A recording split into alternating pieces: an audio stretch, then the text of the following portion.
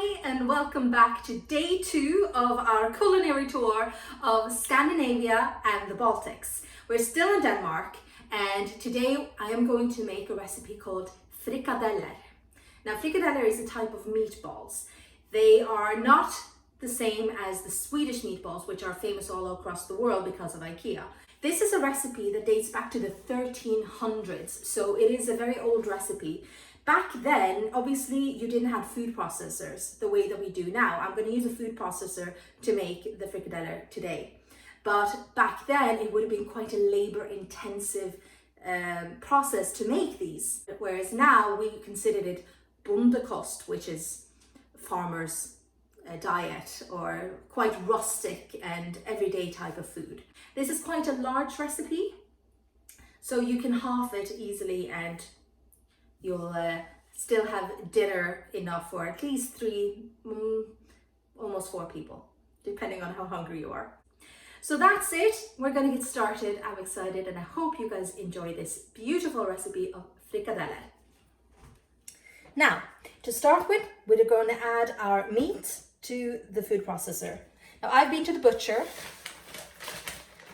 and I was able to get minced up veal. So we're going to start by adding that. There we go.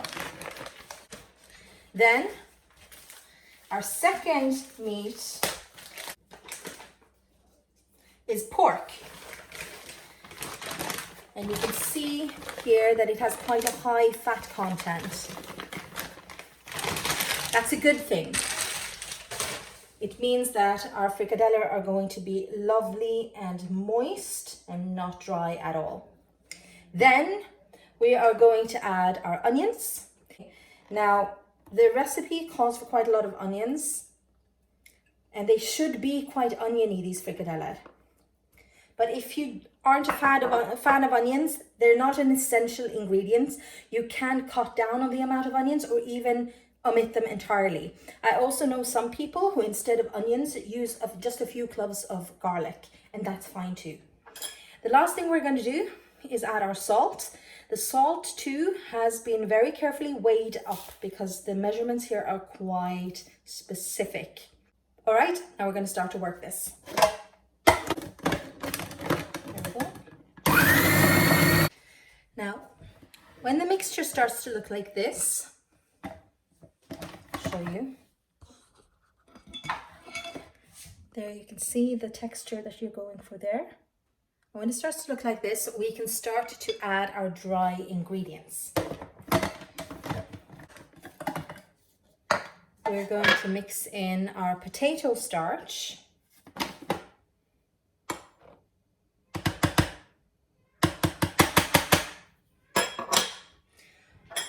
our baking powder,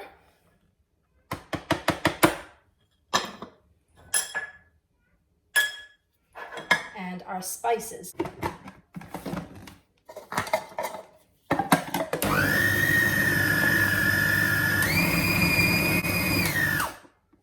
Now we're going to start adding in our milk and our egg. Now we're going to take turns doing this. First a bit of the milk, and then we're going to add a bit of the egg, and so forth.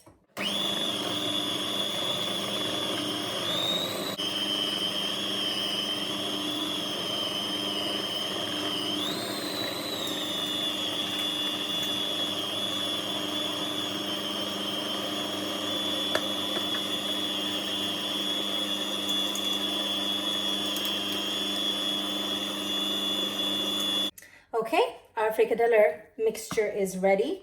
Now you can see that this is the texture that you're looking for. When I'm scooping it up, you can see that it's holding its shape, which is perfect because it means that as we're making patties of these, they're going to be holding their shape in the pan, which is perfect. Now, the most important step now is that we let this mixture rest. You can even make this the day in advance, and you can just take it out of the fridge and start frying them up just before dinner. So it can easily sit overnight, that's no problem. But a minimum of 1 hour. All right, so now our frikadeller is resting in the fridge. And while we do that, we can do other things such as clean the kitchen, which is a bit boring. You can break out the crochet, which is absolutely not boring. It's cool, only cool people do crochet. Or you can plan your vacation for next year. Now, if you do book a tour with Expat for next year, then I have a favor to ask. In the comment field, please write a little note where it says, referred by Inga. That's all you have to do. As you probably know, the tourism industry is really struggling at the moment because of the corona situation. There are so many tour leaders like myself who have lost an entire year's income by not being able to work and having all our work cancelled for the summer.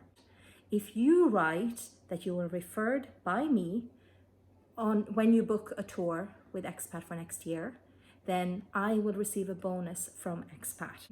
It won't cost you a dime, but it could make all the difference in the world to me. It benefits everyone to have experienced tour leaders out there on the road, so nobody wants to give it up. We who do this job, we love it. It's the best job in the world. Hopefully, I'll be able to keep going and come back to travel with all you lovely people next year. Okay, now our mince has rested for a little over an hour, so we're going to start to fry it up and bring everything together. While we're frying, I just want to point out that I've also put on some carrots and some potatoes to boil. Okay, now we are getting ready to fry our frikadeller. You'll notice I have quite a bit of butter in the pan. The pan was heated up on medium to high heat, and now I've turned it down to medium heat. Now I have 2 spoons in cold water here, and I'm going to use them to shape our frikadeller. And all I'm going to do is take a bit of the mince. I'm going to roughly, very roughly, just create like a little patty like that. Back into the cold water with the spoons.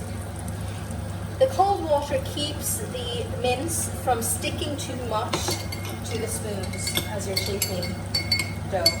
A little bit of stickage is fine, but you don't want too much of it sticking. So we're taking once more, just a rough spoonful, shape it up. Just roughly give it like a rounded shape. Just pop it in.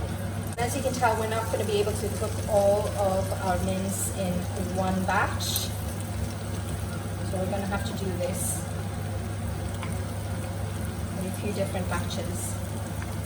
That's okay, we're not in a hurry. Actually, that's a total lie, because my brother is definitely getting hungry.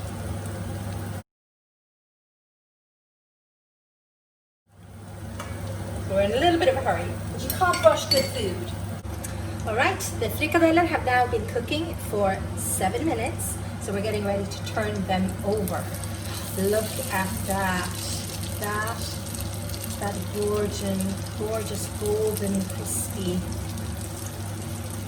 surface that you're looking for. You can see that one is slightly more brown than the other ones. Since that was the first one that we put in. The rest are looking gorgeous too. And now we have to wait another 7 minutes, then we're going to put these aside, and then we are going to continue with another batch. Alright everyone, so we have finished frying our frikadeller and I have plated them up. So this is what they look like. What do you think? Looks good, yeah? Now my nephews, my brother and my sister-in-law are all anxiously awaiting out in the dining room, so I'm going to bring the food out for them and hopefully everyone will enjoy it. I hope you guys enjoyed the video. If you have any questions about the recipe, about Denmark, about any of the expat tours, then please make a comment in the comment field below and I will get back to you as soon as possible. Thank you so much. I've loved making this and I'm really excited to get stuck in. Bye!